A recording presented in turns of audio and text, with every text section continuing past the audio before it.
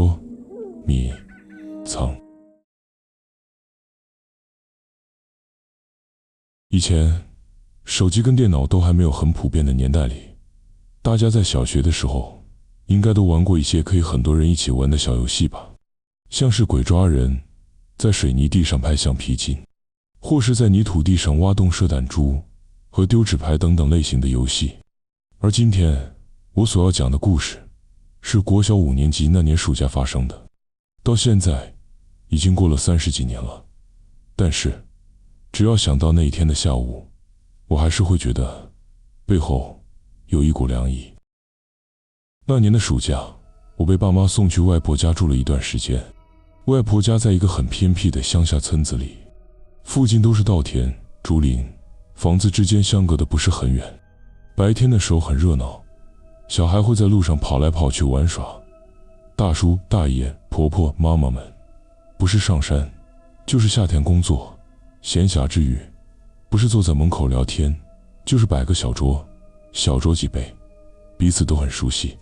到了吃饭时间，家里没大人在，就算不是自己家的小孩，也会被叫过来一起吃饭。村子里的人就好像是一个大家庭一样，互相帮衬，相互照应。那天傍晚，大概6点多，天空还有一点橘红色的夕阳。我们几个小孩在外婆家前面的空地里玩，加上我，一共有5个人，都是差不多年纪的小学生。有人提议跳房子，有人说去抓青蛙，最后不知道谁说了一句，不然玩捉迷藏好了。大家听完之后都异口同声的赞成。我们围成一个圈，开始猜拳、剪刀、石头、布，输的那个人当鬼去找藏起来的人。鬼要站在电线杆旁边，不能偷看，面对电线杆开始数，1、2、3、4、5，一直数到100。在数数的这段时间，我们4个人立刻往不同方向跑。我那时候其实有点不想玩这游戏，因为之前玩捉迷藏，我都第一个被抓到，常常被大家笑。所以这次我心里想着，这次我一定要躲远一点，让你们找不到我。我沿着一条比较少人走的小路往后面跑，那条路旁边都是杂草，再往里面走一点，有一栋破旧的房子。那房子我之前有注意过，墙壁的水泥已经斑驳，甚至脱落，窗户有好几扇都破掉了，大门口的木门一边坏掉了，歪歪的半开着，整栋房子看起来像是很久没人住了。之前有听村里的玩伴说过，以前偷听到大人们谈论过，那间房子以前有人住，但后来好像发生过某件事情之后，全家人就都搬走了。至于发生了什么事，就没听大人们说过了。所以一直到现在，房子就这样空着。那时候的我没有想太多，只觉得躲在里面的话一定找不到。我走到门口时停了一下，因为里面很暗，而且有一股很浓的旧木头味。这时远远传来朋友的声音，我开始找喽。我一急直接跑了进去。屋子里比我想象的还要暗，只有破掉的窗户透进来一点夕阳的光，地上都是灰尘，角落堆着坏掉的柜子。我看了一圈，最后躲到了楼梯下面，那里刚好有阴影，如果从门口看进来很难看到人。我蹲在那里开始听外面的声音，远远还听得到朋友在笑，有人在跑，有人喊我看到你了。一切都很正常，但过了一会，我突然听到楼上传来一个声音，像是有人踩到旧木地板，发出了嘎吱的声音，是那种木头被踩弯又弹回来的声音。我抬头往上面看着，心里想，可能是猫吧，乡下很多野猫会跑进空屋。但过了几秒，声音又出现了，嘎吱，而且像是有人在走路，一步停一下，再一步。我突然想到一件事，会不会是有人也躲进来了？我小声说，哎，谁在上面？但是没有人回应，但脚步声停了。过了一会，楼梯上慢慢出现一双脚，是一双旧拖鞋，灰色的，脚很瘦，很白。我松了一口气，我以为是朋友。我小声地说：“吼，不要跟我躲在一样的地方了。”随后，那双脚慢慢地往下走，木楼梯发出一声一声轻轻的声音，嘎吱，嘎吱。然后，一个小男孩从楼梯旁边探出头，他看起来跟我们差不多年纪，头发有点乱，脸很白，眼睛很大。他没有说话，只是在那里看着我。我心想，他是哪一家的？怎么，好像没看过他？我小声地说：“不要出声了，不然会被找到的。”他还是没有说话，只是慢慢歪着头看着我，然后露出一个很奇怪的笑容。那个笑容让我突然觉得他很怪，不知道在笑什么。就在这时候，外面突然传来朋友的声音：“找到2个了。”那个小男孩突然转头看向门口，然后又慢慢看了回来。这时，他的嘴巴慢慢张开，像是想说什么，但没有声音。接着，他的脖子慢慢转过去，往旁边歪了一下。这时我看到，他的后脑勺凹了一块，而且湿湿黏黏的，往里头陷了下去，破了一个很大的洞。那一瞬间，我整个人头皮发麻。我突然觉得这个人好恐怖。我猛地站了起来，转身就往门口跑。我冲出那栋房子，朋友们看到我还在笑。有人问：“你躲哪里啊？”我喘着气问他们：“刚刚是不是有人也躲在那栋空屋？”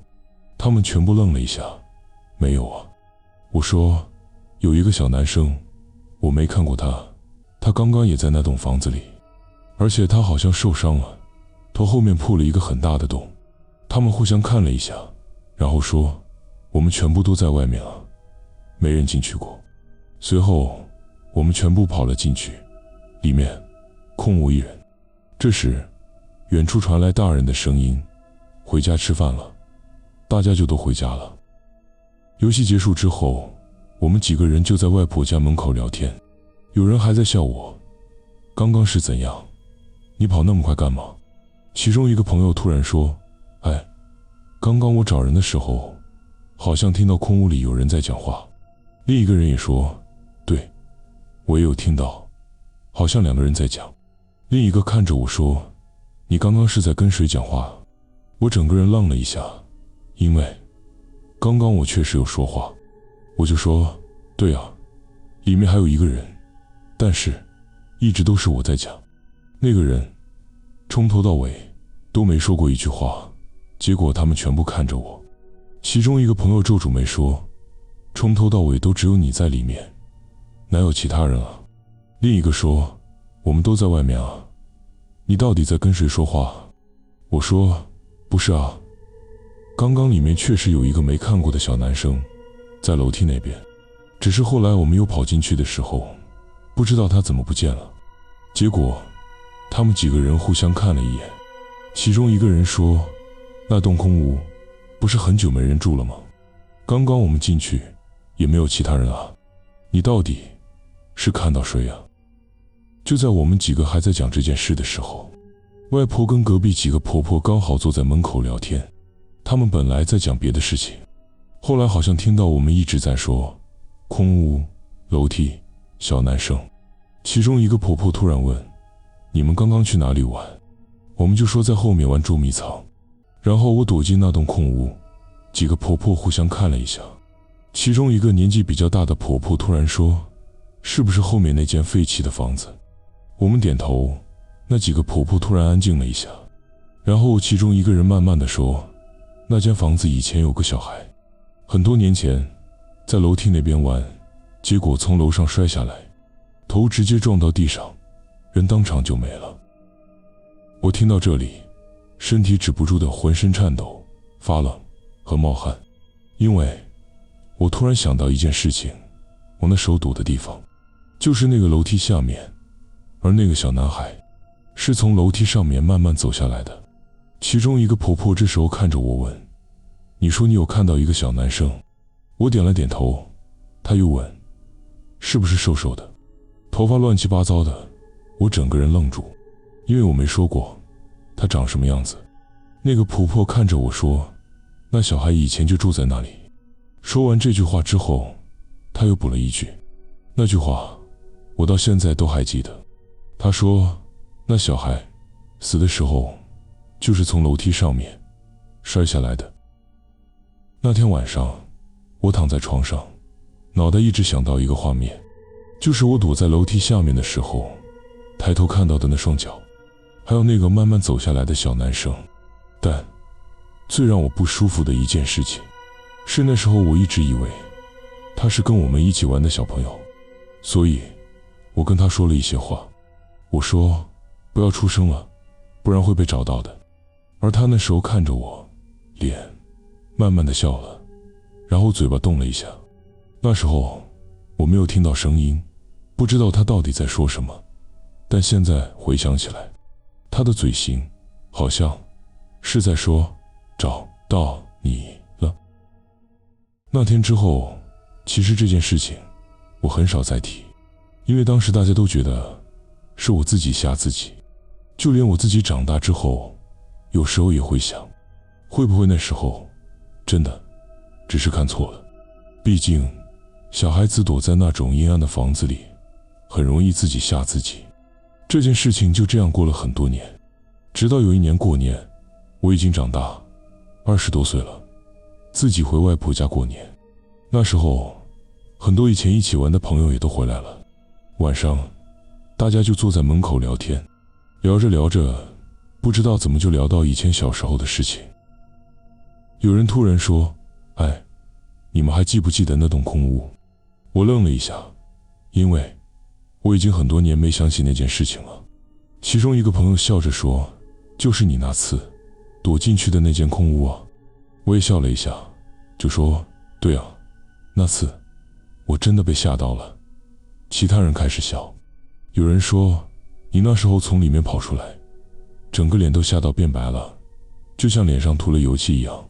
就在大家都还在笑的时候，有一个一直没说话的朋友突然开口了。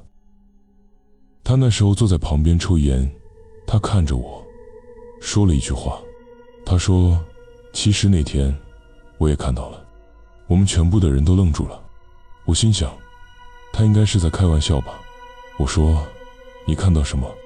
他说，那个小男生。我整个人呆住了。我问他，你什么时候看到的？他说，那天我其实有走到空屋门口，因为我找不到你，我想说你是不是躲进去了。我那时候站在门口往里面看，屋子里很暗，但还是看得到一点影子。我本来想进去的，但就在那个时候，我看到楼梯那边站着2个人，一个是你，另一个是那个小男孩。缓口气之后，他接着说，我本来以为你在跟别人一起躲，但想了想，你旁边那个人是谁啊？怎么好像从来没看过？那时的我听到了这些话，虽然这是很久以前的事情了，我还是不由得打了一个寒战。我问他，那你为什么那时候不说？他沉默了一下，然后说了一句让我到现在都忘不了的话。他说，因为那时候我看到一件很奇怪的事情。我问他，什么事？他看着我说，那个小男生一直在看我，但你好像完全不知道，我站在门口看着你们。约过几秒后，他又接着说，而且还有一件事，我本来以为你们是一起躲在这的，但后来……他话说到一半，突然停了一下。其他好奇的朋友们说，后来怎样了？你倒是说啊。然后他慢慢地说，那时候那个小男生的脚好像没有碰到楼梯，他是站在楼梯上没有错。我以为我看错了，于是我揉了揉眼睛，又再一次仔细地看了过去，他的脚怎么是悬空的？听完之后，我吓得不知道该说些什么。那一瞬间，我整个人好像被掏空了。这时朋友看着我，然后又说，而且那时候我本来想叫你赶快出来的，可是那个小男生突然转头看着我，当时我也是被这恐怖的景象给吓到了，突然害怕的说不出话。然后那个小男生还对我笑了一下，接着他用嘴型跟我说了一句话。我紧张地问他，他说些什么？朋友看着我说，后来你跑出来的时候，说你看的那个小男生头有受伤，你还记得吗？我说记得。然后怎样？朋友说，你那时看到他转头，才看到他的头后面受伤了，破了一个很大的洞，对吧？那个小男生那时候的嘴型好像是在说，小声点，不要吵，我们在玩捉迷藏。今天的故事就说到这了，让我们下期再见。